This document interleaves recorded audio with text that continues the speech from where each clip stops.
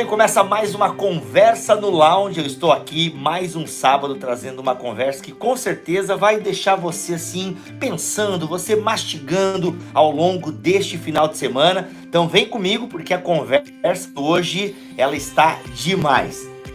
E aqui no lounge eu recebo com o maior prazer e orgulho Carlos Bezerra Júnior. Seja muito bem-vindo à nossa conversa no lounge. Obrigado, Bibo. Abraço para você e abraço para quem está ouvindo e vendo a gente aqui nesse momento. Muito bom. Olha só, gente, para quem não conhece o Carlos Bezerra, eu vou só colocar alguns títulos, estilo Homem de Ferro, quando tá conversando com o Capitão América em Vingador 1. Só assim, alguns rapidão, né? O cara é médico, pastor, político, ativista social, tá atacando de Instagrammer agora. Então assim, meu irmão, ninguém segura o homem, ninguém segura. Cara, realmente um prazerzão ter você aqui na Conversa no Lounge.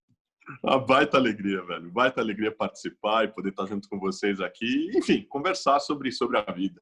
Sobre a vida. E o tema de hoje é coragem. Vamos falar sobre coragem. Carlos, como tu entende coragem? O que é coragem para ti? Ausência de medo? Fazer o que quiser? Tive vontade, fui lá e fiz? Como é que você entende esse tema da coragem? Eu gosto de um conceito da coragem, eu gosto de um conceito do Rubem Alves.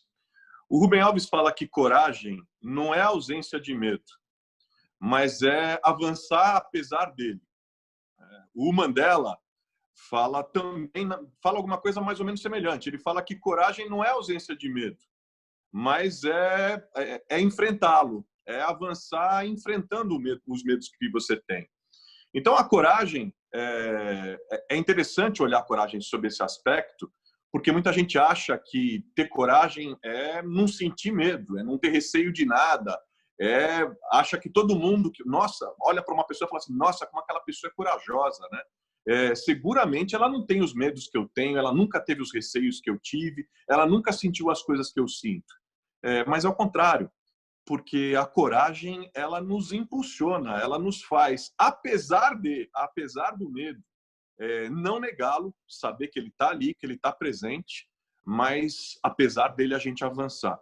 E tem um exemplo bíblico que é bem interessante e eu acho que ilustra aquilo que a gente está falando, que a coragem não é ausência de medo e que, aliás, elas caminham muito juntas, a coragem e o medo. É o exemplo bíblico que me ocorre, que é o exemplo de Pedro.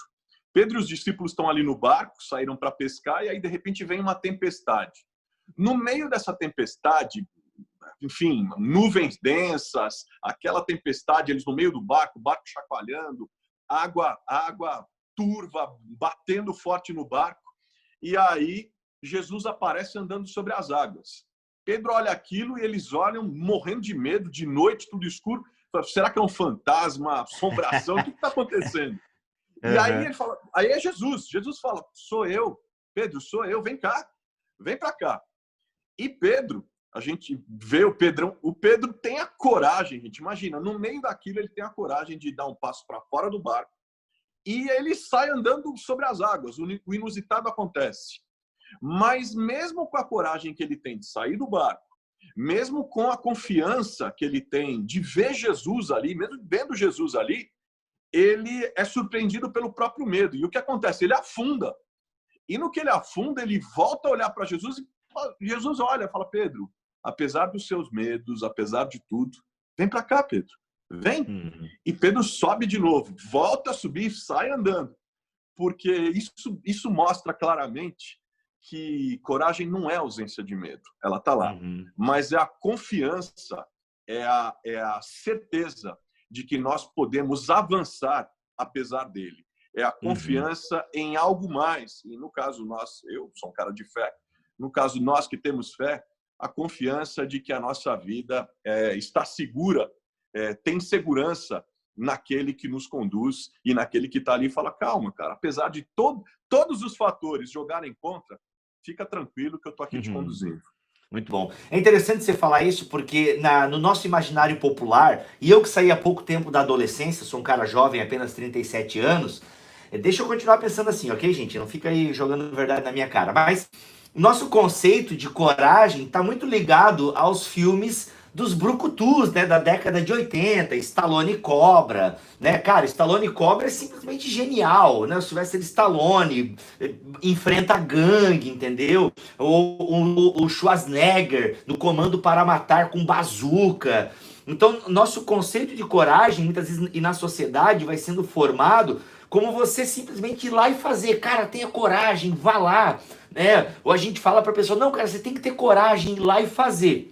Não, peraí. Aí o Mário Sérgio Cortella, que eu imagino que você conhece também, o nosso filósofo brasileiro, ele fala que coragem, e eu tô entendendo bem pelo que você tá falando aí, coragem não é impulsividade, né? Porque as pessoas muitas vezes confundem coragem com impulsividade. Vou lá e faço, meto a cara. Uma frase muito comum, cara, eu vou lá e meto a cara e faço. Pois é, aí quebra a cara, o Zé Mané, né? Então, coragem é uma coisa mais organizada, segundo o Cortella vai falar. Eu gostei muito desse conceito do Cortella aqui. Coragem, na verdade, é uma atitude organizada. E você é um cara que já organizou algumas coisas na sociedade que você precisou ter coragem e, obviamente, foi uma coragem organizada. Você já incomodou pedófilos, ok? Mas eu não imagino pedófilos lhe mandando e-mails e ameaças de morte. Ou seja, o medo está muito ligado à preservação da vida. Então é natural ter medo. Dizem alguns que é um instinto mais antigo que a gente tem, né? Que no processo da evolução continuou com a gente e tal. E o medo fez a nossa espécie se preservar, inclusive. Mas eu não imagino pedófilos lhe mandando e-mails e ameaças de morte, né? Mas tem uma outra ação que você já fez e foi muito corajoso ao fazê-la, que é trabalhar a questão da escravidão. Aí o pessoal pensa assim, escravidão, mas ele é tão novo, como é que ele trabalhou no tempo lá da Lei Áurea? Não, não. Escravidão existe hoje, escravidão moderna. E eu queria que tu falasse um pouquinho para nós, porque esse teu trabalho, entre tantos outros, mas esse recebeu até um destaque em nível mundial, né? Então foi realmente uma coisa impressionante. E você mexeu com gente de dinheiro, né? Gente que ganhava dinheiro com trabalho escravo, praticamente. Conta um pouco para nós como é que foi coragem. Como é que foi? Um dia você acordou, você viu a realidade e falou, vou para cima. Conta um pouco para nós aí como é que foi esse processo de coragem e medo ao mexer nesse vespeiro do trabalho escravo. Esse tema do trabalho escravo apareceu na minha vida há uns 8, 10 anos atrás. Eu presidia a Comissão de Direitos Humanos da Assembleia Legislativa daqui de São Paulo. E aí começaram a chegar denúncias de que havia costureiros, principalmente migrantes bolivianos e bolivianas, que trabalhavam em condições desumanas, condições degradantes, condições que a gente chama análogas à escravidão. E eu comecei a olhar aquilo e falei, bom, isso é como você está dizendo, né? Aí começaram a falar em escravidão e tal. Eu falei, não, mas peraí, isso é uma coisa lá do Brasil colônia, isso é uma coisa que a gente já superou, que, enfim, escravidão está superado. Aí eu descobri que era um ledo engano, porque, na verdade, a escravidão não acabou, a escravidão não foi erradicada. O que aconteceu é que ela se modernizou, ela se reorganizou, né? Os métodos dela se sistematizaram de uma outra forma. Hoje, o conceito de escravidão, aliás, o conceito brasileiro de trabalho análogo à escravidão é o mais avançado do mundo, né? Quando ele diz que é privação de liberdade, né? A pessoa perde o direito de ir e vir. Por exemplo, um imigrante que vem trabalhar no Brasil tem seus documentos retidos, não pode fazer nada se não for autorizado pelo dono da oficina, pelo dono do negócio. Ou privação de dignidade, né? O cara trabalha 16, 18, 20 horas por dia, de domingo a domingo, sem descanso, sem nada. Por exemplo, eu vi denúncias de mulheres que vinham das Filipinas, trabalhavam como empregadas domésticas, em condomínios de alto luxo aqui em São Paulo, trabalhavam de domingo a domingo, sem descanso, mais de 14 horas por dia, e se alimentavam com as latinhas de ração do gato da casa. Caraca, que elas não podiam se alimentar. Então, assim, esse é o conceito brasileiro. Aí eu comecei a discutir, começou a se descortinar um mundo, para mim, que até então eu desconhecia. E aí a gente começou a fazer o enfrentamento. Eu comecei a ouvir as pessoas, e aí oficinas, e acompanhar investigações do Ministério Público do Trabalho, dos auditores fiscais do trabalho. Comecei a entender o trabalho de inteligência todo para essas investigações. E aí, cara, qual não foi o meu choque quando eu vi grandes marcas produtoras de roupas que vendem nos shoppings, tipo Zara, entre outras, que de repente começaram, que estavam por trás desse sistema, desse mecanismo de produção, né? Porque na verdade essa engrenagem invisível para a produção do fast fashion, dessa moda que é produzida com roupas cada vez mais baratas, cada vez mais descartáveis, cada vez mais acessíveis, o custo disso, essa engrenagem invisível, é mantida às custas do trabalho escravo, de gente que trabalha, por exemplo, para ganhar 19 centavos por peça, uma peça que é vendida a R$ 500 no shopping, 20 centavos por peça, trabalhando nessas condições que eu estava falando para você, trabalhando, dormindo, cuidando do filho, se alimentando, tudo no mesmo espaço, né? Então, claro, quando você trabalha com isso, e aí eu comecei a perceber o que está por trás daquele outdoor bonito de moda, né, que aparece uma modelo super bonita, descolada e tal, onde se tenta vender. Na verdade, o que se vende não é uma roupa. O que se vende é muito mais para quem compra. O que se vende é um estilo de vida. Um estilo de vida cool, um estilo de vida bacana, um estilo de vida moderno, bonito, né? Mas por trás disso, quando a gente arranca aquele outdoor e vê o backstage, vê o bastidor daquilo, no bastidor tem lá uma mulher grávida, trabalhando, aliás, grávida porque foi abusada sexualmente pelo dono de uma oficina, trabalhando 16 horas por dia, ganhando 20 centavos para produzir aquela peça, né? Então, aí você começa a ver quem está por trás e o ganho disso.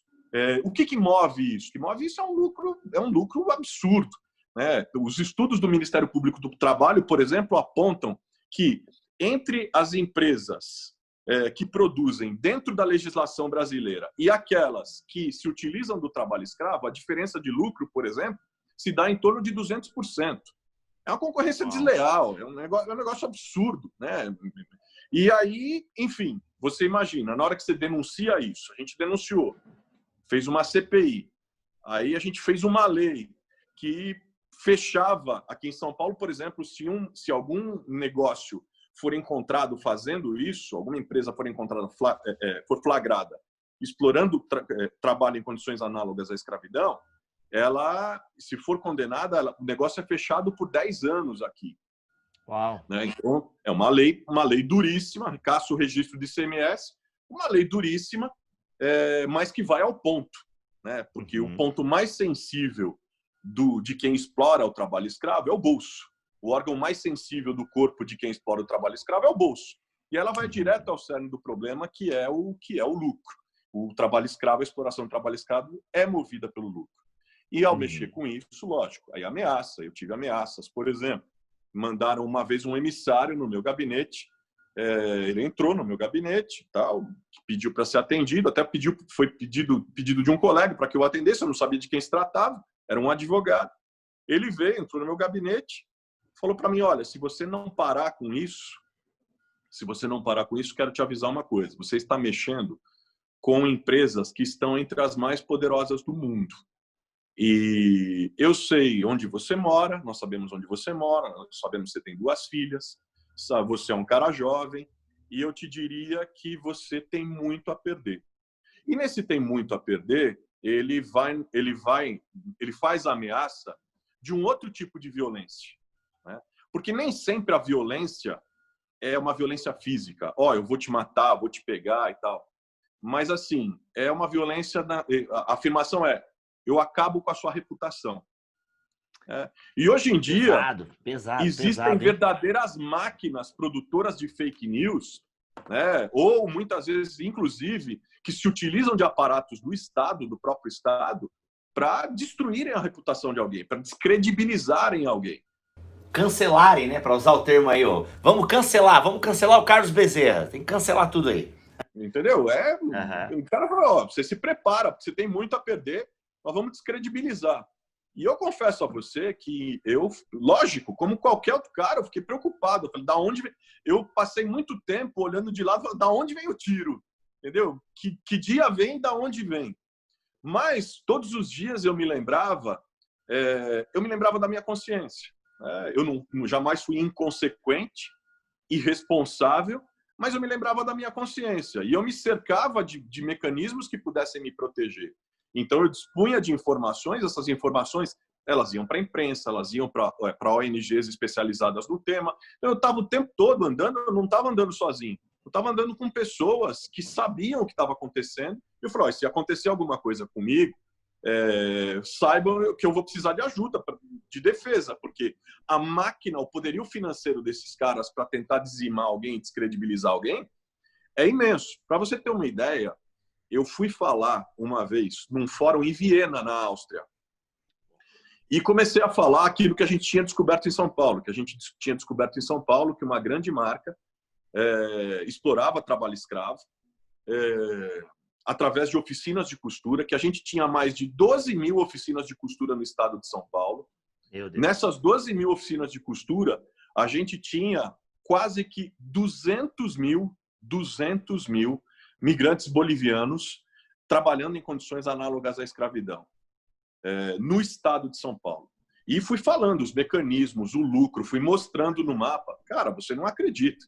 Era um congresso, para você ter uma ideia da importância daquele congresso, quem abriu o congresso foi o Kofi Annan, que era o secretário-geral das Nações Unidas naquele momento.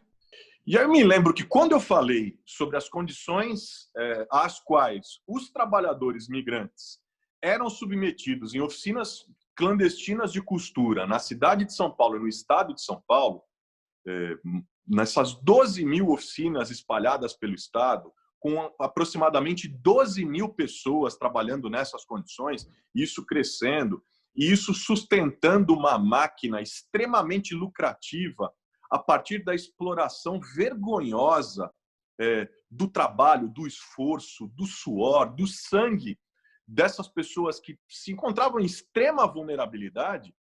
Aquilo estampou, deu primeira página do jornal que circulava na cidade de Viena, porque o congresso era um congresso importante. Estava lá, como eu mencionei, estava lá o Kofi Annan, secretário-geral das Nações Unidas, enfim, um tanto de gente. E aí, um representante jurídico de uma marca internacional dessas, que estava denunciada na minha fala, no painel, foi e fez uma queixa formal à cúpula do Congresso. Era o congresso mais importante de advogados do mundo, que chama o Bar Association. Eu não sou advogado, eu estava lá convidado como ativista social, como parlamentar, né, que atuava na área. E eles estavam dizendo o seguinte: pô, vocês trouxeram um incendiário aqui, o cara veio exagerar, que a conversa é sempre a mesma. O cara veio tocar fogo no Congresso, esses caras são exagerados, esses caras falam demais e tal. E aí era o mesmo grupo que já havia me ameaçado ali atrás, né? Uhum. Então, e aí, fechando o raciocínio aqui, o que eu queria dizer? Eu penso que a coragem tem um ingrediente muito importante, que a maior coragem de alguém é não trair, é ter coragem de não trair os seus próprios princípios, os valores que norteiam sua vida. Por que eu estou falando isso? Porque tem um monte de gente hoje que trai valores, trai princípios para poder, de alguma forma, aparecer na foto sorrindo, sabe? Para poder ganhar like, para poder ter popularidade.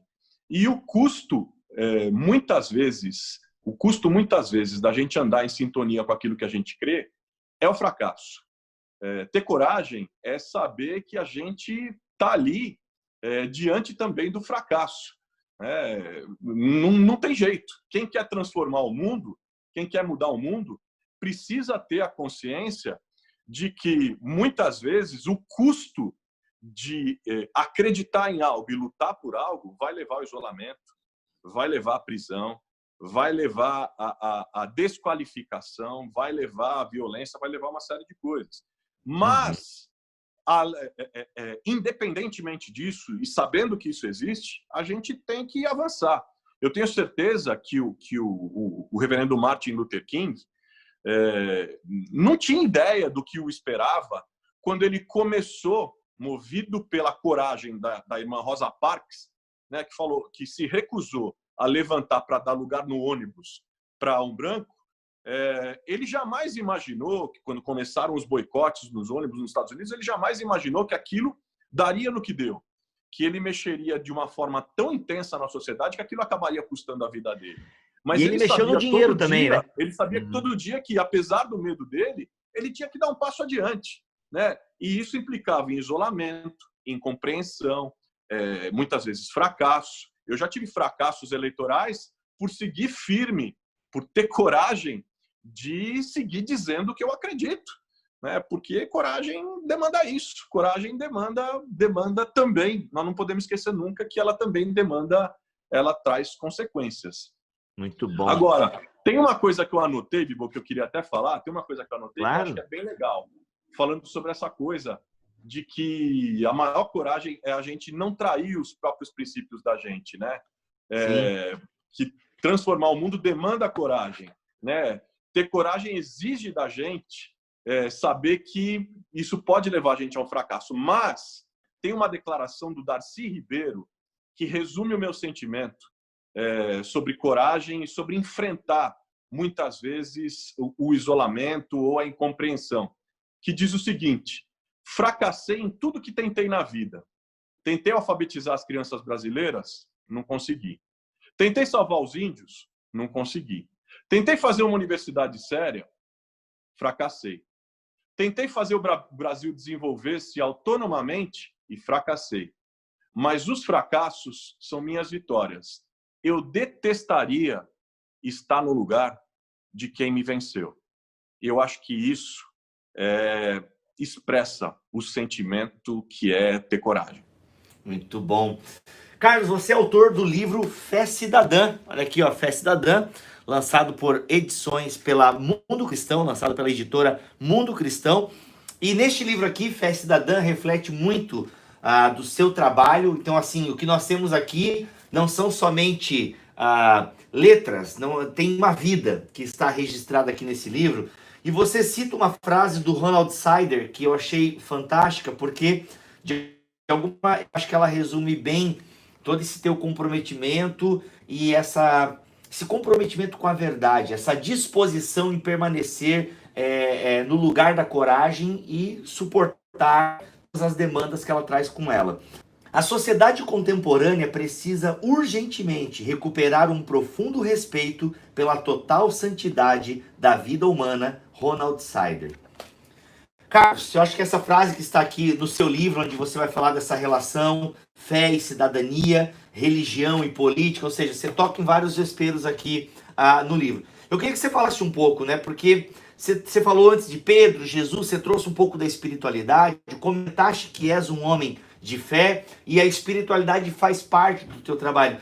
De que maneira, né? A espiritualidade, quais são os elementos da fé que fazem você perceber a santidade humana, que fez você, cara, o que esse cara falou aqui, Ronald Sider falou, é um lema. Tanto que é um lema, né? É a abertura, é a epígrafe de um capítulo teu aqui. Porque, para mim, Bibo, existe uma coisa que eu diria que faz parte dos fundamentos que norteiam minha vida e que norteiam a minha ação pública, que é a expressão da minha vocação. Quando eu uso a frase do Sider e falo sobre a santidade, sobre a sacralidade da vida, eu falo sobre um conceito que me impulsionou aos compromissos que eu tenho hoje. Eu sou um ativista pelos direitos humanos. E eu sou um ativista pelos direitos humanos para além de qualquer compromisso ideológico, para além de qualquer compromisso político. O meu compromisso com os direitos humanos se dá impulsionado pela minha fé. Porque, na minha visão, não é possível, não dá para você ser cristão e não se comprometer com a garantia dos direitos humanos. E por que eu digo isso? Porque quem inseriu a narrativa dos direitos humanos no mundo ocidental, moderno e pós-moderno que a gente vive, foi o texto judaico-cristão.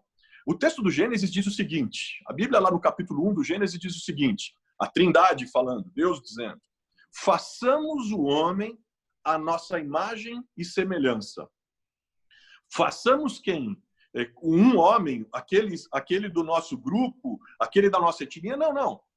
Todos os homens e mulheres, homem aí no sentido de humanidade, façamos a humanidade a nossa imagem e semelhança. Essa afirmação tem dois desdobramentos imediatos. Porque quando Deus diz isso, quando ele afirma isso, ele está dizendo que todos os homens, todas as mulheres, todos os seres humanos são iguais entre si, em direitos, em dignidade, em valor. Todos são iguais entre si. E a segunda coisa é que a vida humana é sagrada.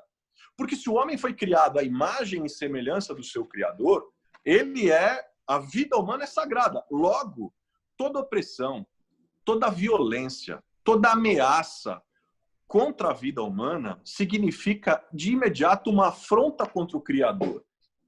Oprimir o ser humano, violar direitos, explorar o trabalho escravo, estimular a violência, o assassinato, enfim, tudo aquilo que degrada o homem, eu diria que é blasfêmia contra Deus. Logo, não tem como ser cristão, e quanto mais a gente compreende a fé cristã, mais a gente se envolve com esses princípios e com esses valores.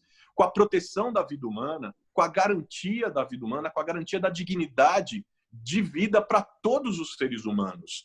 Porque a vida humana é sagrada. E se ela é sagrada, ela precisa ser garantida, ela precisa ser preservada, ela precisa ser valorizada. Mais do que isso, ela precisa ser reverenciada. Então é nisso que eu acredito. Direitos humanos, promoção da justiça, compromisso com a justiça e fé são coisas que se conectam imediatamente. Carlos, inspirador, cara. Obrigado por compartilhar mesmo. Queria, os próximos minutos finais aí, queria que você deixasse uma mensagem para os nossos web espectadores, o que tiver no seu coração aí, compartilhe com a gente. Os microfones do Lounge estão ao seu dispor. O que eu queria dizer é que a gente está vivendo um momento completamente atípico na nossa geração. Eu diria na história da humanidade. Esse momento de pandemia, esse momento de distanciamento social, que inclusive não precisa ser de distanciamento afetivo. A gente está sem abraçar, mas a gente está próximo. Olha só, e talvez em outro momento, em outras condições, talvez a gente nem estivesse aqui conversando. Mas a gente está conversando, a gente está trocando coisas, trocando experiências de vida, a gente está interagindo. Então eu queria, em primeiro lugar, eu queria estimular vocês a usarem essas ferramentas que a gente tem em meio a esse isolamento social, a esse distanciamento social, a gente ter aproximações afetivas. Em meio a isso que está acontecendo, a gente ser canal de vida, de promoção de paz, sabe? De não disseminação de fake news, de más notícias, de mentira, de coisas que trazem tanto mal, que têm feito tanto mal. Essa maldita e burra polarização que tanto mal tem trazido ao Brasil e ao mundo. A segunda coisa que eu queria falar para vocês com relação a isso, com relação à pandemia, é que pandemia, para mim, é pausa. Pandemia é pausa.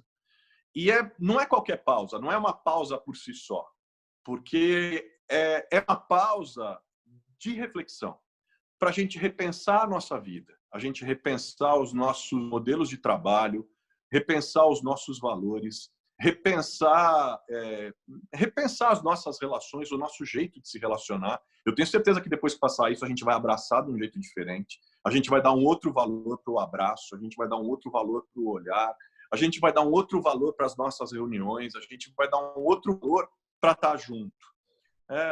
A gente aproveitar esse tempo de pausa, que é um tempo em que eu diria que o planeta está descansando.